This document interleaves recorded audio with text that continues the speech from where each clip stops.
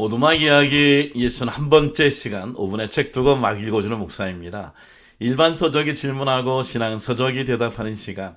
오늘 소개하는 책은 우리가 파울로 코엘료의 바로 순례자라고 하는 책입니다. 까미노 데 산티아고, 산티아고 가는 길, 그 산티아고의 잘 아는 그 순례자의 길을 파울로 코엘료가 걸으면서 쓴 책으로서 제가 이 책을 그냥 팩션이라고 제가 정했어요. 팩션은 뭐냐? 팩트에다가 픽션이 있네. 너무나 신비로운 좋은 얘기가 많이 적혀 있어서 어떻게 보면 현실적인 것과 상상이 같지 않았나 의심받을 수 있는 책이라고 생각됩니다. 제가 어저께 소개했던 이 파울로 코엘료의 불륜이라고 하는 책과는 전혀 다른 모습이죠. 하나는 인간사에 대한 얘기, 속에 대한 얘기라면 이것은 오늘 어떻게 하면 순례자의 길을 걸으면서 오늘도 예수 그리스도의 모습을 볼 것인가 하는 책이라고 얘기할 수 있겠죠. 그런데 이 책을 보면 참 재미있어요. 이 산티아고의 순례자의 길은 누구나 가고 싶은 하나의 로망이잖아요.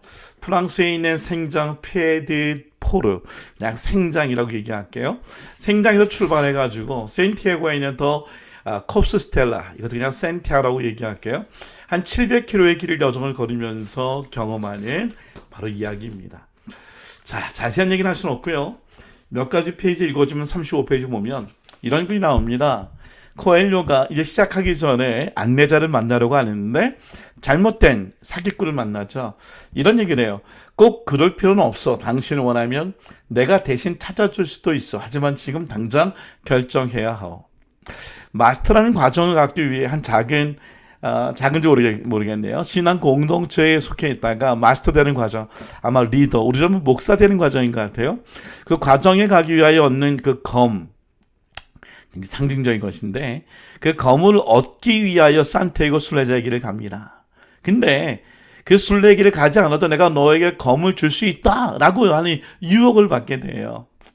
근데 이게 중요한 것이 아니죠. 결국은 계속 반복적인 건 뭐냐면 검을 받는 게 중요한 것이 아니라 내가 무엇을 위하여 검을 받는 것이 중요하다. 이 질문에 대한 대답을 계속 던지고 있어요. 결국 코엘료는요. 자기가 작가 생활을 이전에도 2권을 했는데 별로 신통치 않았지만 바로 이 순례자 길을 가고 난 다음에 쓴 책이 바로 이 순례자이고요. 그리고 연금술사이고 불륜이라는 책. 정말 수많은 좋은 책을 쓰게 되었죠. 즉 작가가 되는 게 중요한 것이 아니라 어떤 작가가 되는 게 중요한 것이죠. 제가 느꼈던 건 그런 거예요. 저도 목사가 만약 검이 목사라고 한다면 내가 목사가 되는 게 중요한 것이 아니라 어떤 목사, 누구를 위한 목사가 될 것인가 중요한 것인가. 그런 깨우침을 준 책이 바로 이 책이에요. 페이지 35페이지 이런 얘기가 나옵니다. 산이 높다는 걸 알기 위해 산에 올라가는 건 아닙니다. 배는 항구에 있을 때 가장 안전하지만 배는 항구에 머물기 위해 만들어진 게 아닙니다. 목사가 되기 위해 목사가 되는 것이 아니죠.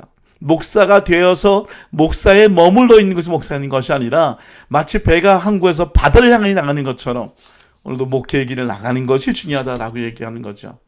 계속 이런 얘기예요. 특별히 안내자를 만났는데 그 안내자가 참 좋은 진리 얘기를 얘기해요. 페이지 50페이지 당신이 분명히 알아야 할 것은 난 당신이 검을 찾도록 안내하는 게 아니라 검을 찾는 일은 오직 당신에게 달려 있습니다. 난 산티아고 순례자 길을 안내하면서 람의 의뢰들을 가르치기 위해 이곳에 있는 것입니다. 람은 그 신앙 공동체의 이름인데요. 그래서 결국은 뭐예요? 중간에 이 안내자는 떠납니다. 그리고 나머지 길은 스스로 오늘 파울로 코엘료가 걷게 되는 것이죠. 이 책이 너무 재미있어요. 한번 꼭 읽으셨으면 좋겠어요. 제가 다 읽기 너무 어려울 것 같아요. 제가 왜 조나단 에드워드의 책을 정했을까요? 이 신앙서적이 바로 파울로 코엘료의 얘기하는 고민을 풀어줄 수 있는 책이기 때문에 그렇습니다. 제가 로이드 존스의 이야기를 인용할게요. 로이드 존스는 페이지 20페이지 이런 얘기를 해요.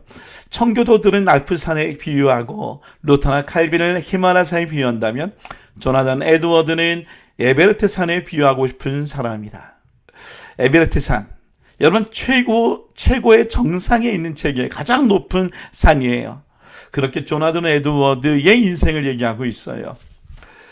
여기는 백금산 목사님도 조나단 에드워드의 탄생 300주기를 맞이하면서 이 책을 쓰면서 이렇게 얘기합니다. 이곳에 자서전의 내용이 들어가 있고 그리고 결심문, 그런 일기, 이 세 가지 종류를 잘 종합해 놓은 책이에요. 그래서 이런 얘기를 해요. 하나님을 만난 영혼의 순례기. 오늘 조나단 에드워드를 순례자라고 얘기합니다. 그 인생 전체를 보면 초기, 중기, 말기로 나눌 수 있어요.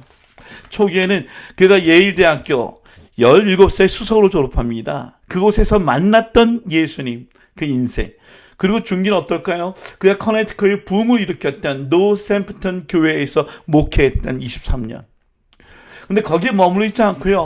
그곳에서 부흥이 그친 후에 큰 시련이 당하잖아요. 성차신 사건 통해. 그 이후에 있었던 8년 동안 매사추세츠에 있는 변방 스톡브리지에서 그 소수의 백인들과 인디안으로 구성되었던 교회를 목회하면서 썼던 그 책들, 수많은 책들. 오늘 그런 모든 순례기를 얘기하면서 오늘 백근산 목사님은 이렇게 자기의 고백을 합니다. 11페이지. 조나단 에드워드처럼 살 수는 없을까? 에드워즈의 자서전 결심은 일기의 번역이 거의 마무리되고 있던 어느 날 새벽 기도에 조나단 에드워드를 생각하고 펑펑 울었다. 에드워즈의 거룩을 추구하는 삶에 비하면 그동안 나는 너무 짐승처럼 먹고 마셨으며 짐승처럼 본능을 따라 살았으며 짐승처럼 말하고 짐승처럼 생각하고 짐승처럼 살았다는 생각 때문에 울었다. 조나단 에드워드는요, 종말적인 신앙을 갖고요, 시간을 초로 나누어서 어떻게 하면 하나님의 거룩한 삶을 살 것인가를 고민했었어요. 제게도 조나단 에드워드 목사님이 주었던 아주 큰, 제게 영향 줬던 사건이 115페이지에 있는 사건입니다. 제가 8년 전에 이 책을 읽고 그 큰 감동을 받고 제가 결심한 것입니다. 이렇게 써 있어요. 균형 잡힌 독서. 교회에서의 타고난 설교자의 신학자 가운데 소위 책벌레 독서광이 아닌 사람이 없었습니다. 에드워드 이전 사람이었던 어거스틴이나 칼빈이나 루터도 마찬가지였고요. 에드워드 이후 사람인 스펄전이나 로이드 존스도 마찬가지였었습니다. 오늘날 현대 교회 안에 영적인 난쟁이들이 많은 이유는 바로 여기에 있습니다. 신앙서적을 거의 읽지 않는 성도 가운데 성숙한 그리스도인은 한 사람도 없습니다. 조나단 에드워드 이런 얘기를 해요. 117페이지. 에드워드는 책을 너무 많이 읽었기 때문에 더 이상 읽을 좋은 책이 없을 때도 있었다.